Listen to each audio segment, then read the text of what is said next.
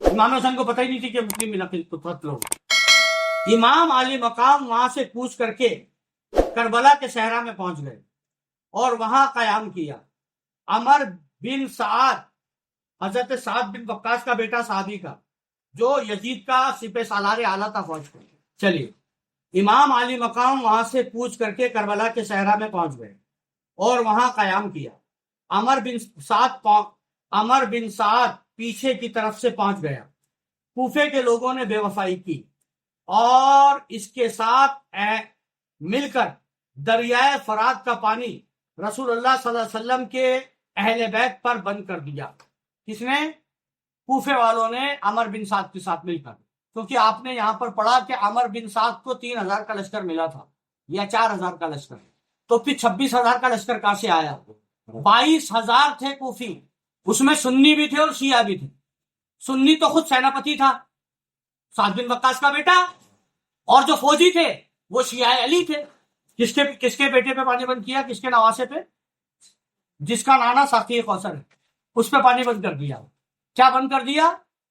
پانی بند کر دیا، جس کے بارے میں اللہ تعالیٰ نے قرآن میں فرمایا ہے کہ میں نے ہر شے کو پیدا پانی سے کیا ہے.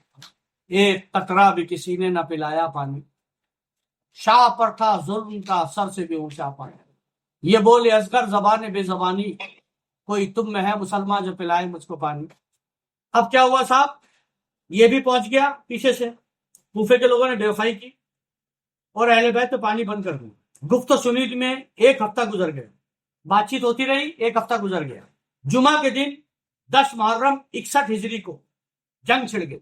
امام حسین صرف عاشورے کے لیے لمبا کھینچ رہے تھے جنگ، کہ اب قیامت تک عاشورہ حسین کے نام سے جانا جائے گا. 61 ہجری جمعے کے دن 10 محرم کو جنگ چھڑ گئی. حق اور باطل کے بیچ مقابلہ شروع ہو گیا.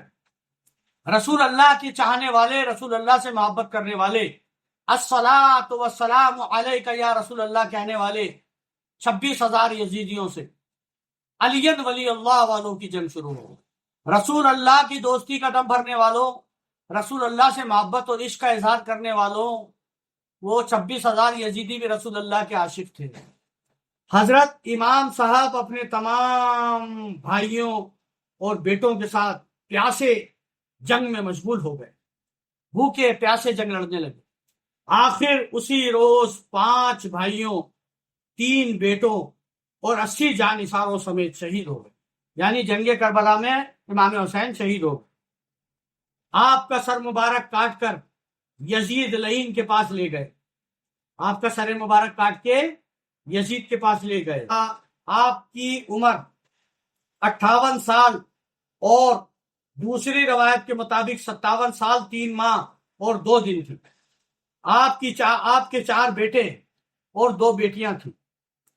تاریخ طبری میں لکھا ہے کہ تمام شہداء 3 دن تک میدان کربلا میں پڑے رہے. یزیدیوں نے اپنے جانوروں کو، یعنی وہ جو کتے کافر تھے، ان کو دفن کیا، لیکن زمین کربلا پر فاطمہ کے پھول بکھرے ہیں. زمین کربلا پر فاطمہ کے پھول بکھرے ہیں. شہیدوں کی خوشبو ہے کہ سب جنگل مہکتا ہے. کربلا تیری قسمت بڑی ہے، دفن ہے تجھ میں قرآن کے پارے. تو قرآن کے پارے 3 دن تک ایسے ہی بکھرے رہے. 3 دن تک بے گور و کفن اہل بیت کے لاشیں پڑے تھے. اس کے بعد قبیلہ بنی اسد کے لوگوں نے آ کر امام حسین کو دفن کیا اور علی اکبر بن حسین کو ان کی پائنتی میں دفن کیا.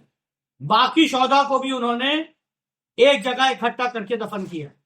حضرت عباس بن علی کرم اللہ وجہ الکریم کو امام حسین کی زندگی میں چند ساعت پہلے بہادری کے جوہر دکھا کر شہید ہو گئے تھے. حضرت عباس امام حسین سے پہلے اپنی بہادری کے جوہر دکھا کے شہید ہو گئے تھے. پوچھا کسی نے مجھ سے کہ وفا کی مثال دو، میں نے قلم اٹھایا اور عباس لکھ دیا. تو شاہکار وفا حضرت عباس امام حسین کے پہلے شہید ہو گئے. ان کو علیحدہ جگہ پر سڑک کے کنارے دفن کیا گیا جو آج تک ہے.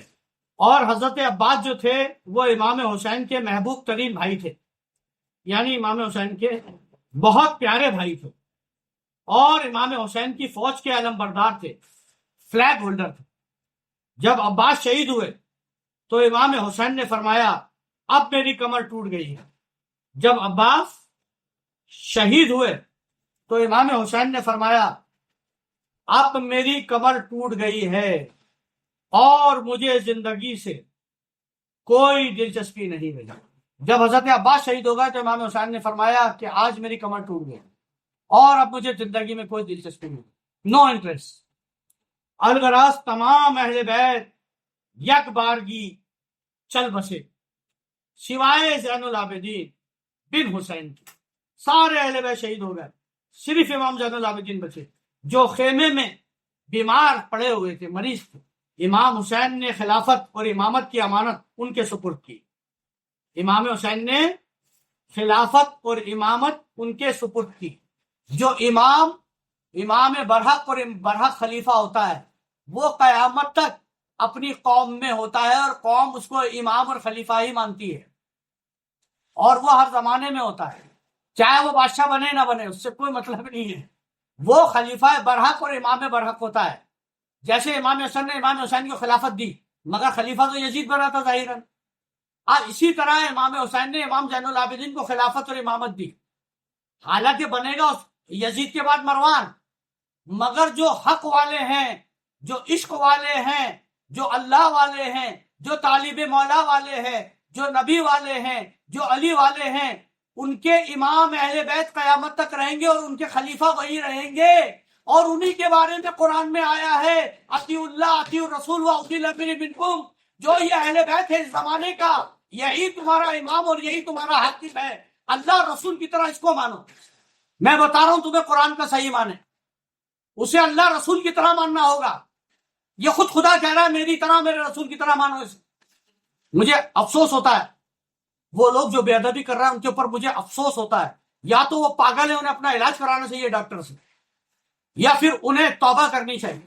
اب کیا وہ صاحب امام حسین نے خلافت اور امامت کی امانت جو تھی وہ حضرت امام زین العابدین کو سونپ دی اور جان جاں پرور کے حوالے کر دی، اور آپ بھی شہید ہو گئے، کیونکہ اس کے اندر شہادت کا بیان نہیں آیا، آپ بھی شہید ہو گئے۔ حضرت علی کرم اللہ وجہ کے بیٹوں میں سے محمد حنیفہ، حضرت علی کرم اللہ وجہ کریم کے بیٹوں میں سے محمد حنیفہ اور عمر جو اس وقت امام حسین کے ساتھ نہ تھے زندہ رہ گئے، یہ دو لوگ زندہ رہ گئے۔ حضرت بندہ نواز سید محمد گیسو دراز اپنی ایک کتاب میں لکھتے ہیں کہ میں مجتہدان امت محمدی صلی اللہ علیہ وسلم پر حیران ہوں کہ امت کے لوگوں نے حضرت صلی اللہ علیہ وسلم کے بیٹوں کو بے گناہ قتل کر دیا اور پھر بھی ان کی مسلمانی باقی رہ گئی۔ کتنی بڑی بات لکھی ہے حضرت گیسو دراز نے۔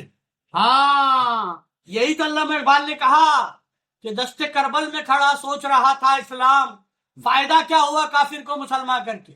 حضرت گیسو دراز بندہ نواز اکابر اولیاء میں سے ہیں۔ آپ فرماتے ہیں کہ میں حیران ہوں، یہ جو مولوی مجتہدین یعنی جو اسلام کے قانون بناتے ہیں ان کو مجتہدین کہتے ہیں، سب سے بڑا مولوی کو مجتہدین کہتے ہیں۔ تو مجتہدین امت محمدی صلی اللہ علیہ وسلم پر میں حیران ہوں کہ امت کے لوگوں نے حضرت صلی اللہ علیہ وسلم کے بیٹوں کو بے گناہ قتل کر دیا اور پھر بھی ان کی مسلمانی باقی رہ گئی۔ یہ کیسے قانون داں ہے اسلام کے جو ان کو مسلمان کہہ رہے ہیں، یزید کو مسلمان۔ وہ کہہ رہا میں قوم کے مولویوں پہ حیران ہوں کہ جنہوں نے بے گناہ رسول اللہ کے بیٹوں کو قتل کر دیا، ان کی مسلمانی کیسے باقی رہ گئی۔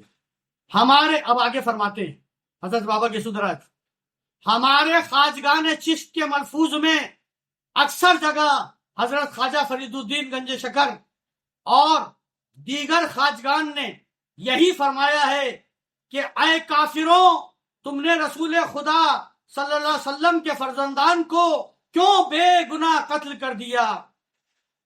حضرت مخدوم جہانیان شیخ جلال الدین بخاری رضی اللہ تعالیٰ عنہ اپنی کتاب خزانہ جلالی کے 17ویں باب 17 چیپٹر میں لکھتے ہیں کہ سلاطین بنی امیہ نے یعنی بنی امیہ کے بادشاہوں نے فرزندان رسول اللہ صلی اللہ علیہ وسلم کو قتل کیا اور حضرت علی، حسن اور حسین پر لعنت بھیجتے تھے۔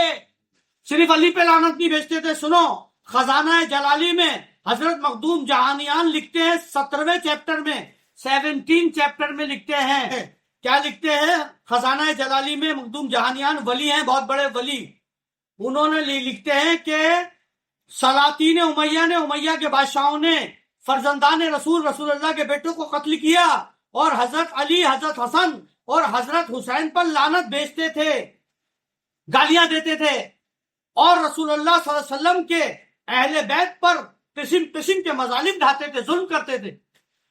بس میں ان کو دشمن جانتا ہوں، میں ان کو دشمن مانتا ہوں اپنا، بس میں ان کو دشمن جانتا ہوں، اور ان کو مسلمان نہیں کہتا بلکہ وہ کافر ہیں۔